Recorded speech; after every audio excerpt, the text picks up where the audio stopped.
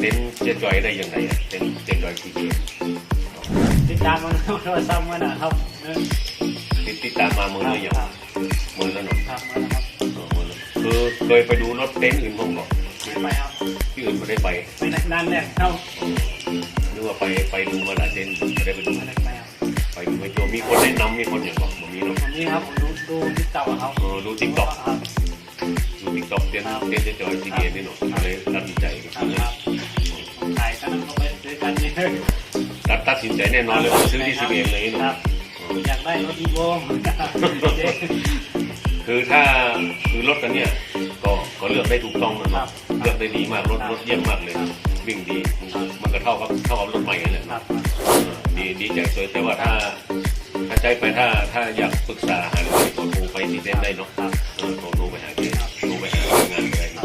แล้วก็ถ้าจะได้ก็อย่างวันนี้นี่เจ๊มีสินน้ำใจเนาะ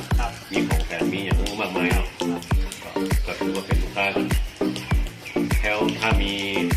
เพื่อนฝูงที่จะสนใจรถก็ฟังกันแนะนำได้เลยเนาะ แนะนำเลยครับ แนะนำไปหาเจ๊ไปนี้ได้เลยเนาะเจ๊ ใจขนาดในการมีเจ